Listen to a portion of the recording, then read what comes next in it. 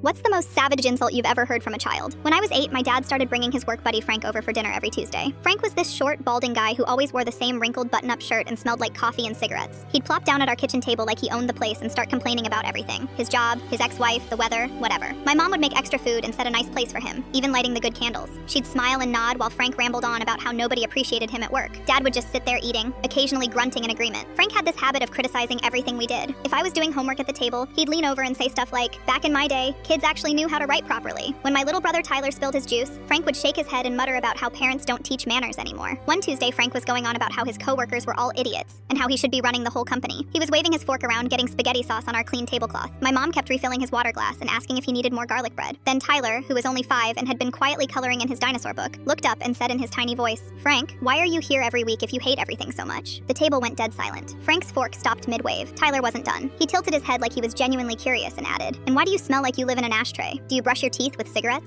I almost choked on my milk. Dad's eyes went wide. Mom looked like she was trying not to laugh, but Tyler kept going, completely innocent. Also, my friend Connor's dad says people who complain all the time are usually the problem. Are you the problem, Frank? Frank's face turned red. He opened his mouth like he was going to say something, but nothing came out. He just sat there looking like a fish. Then Tyler delivered the final blow. "Oh, and Frank, my mom makes extra food because she feels sorry for you. She told Mrs. Rodriguez next door that you're probably lonely because nobody wants to eat dinner with someone who's grumpy all the time." The silence was so thick you could cut it with a knife. Frank's mouth opened and closed a few more times. His face went from red to purple. Mom covered her mouth with her napkin. Dad suddenly found his spaghetti very interesting. I pretended to study my homework, but I was dying inside trying not to laugh. Frank pushed back from the table so hard his chair squeaked. "Well, I can see when I'm not wanted," he said, grabbing his jacket. Tyler looked confused. "But you just got here. Don't you want your garlic bread?" Frank stormed out without another word. The front door slammed so hard it rattled the windows. After we heard his car pull away, the whole family burst out laughing. Tyler looked around at us, still confused. "What's so funny? I was just asking questions." Dad ruffled Tyler's hair and said, "Sometimes the truth hurts, buddy." Frank never came back for Tuesday dinners.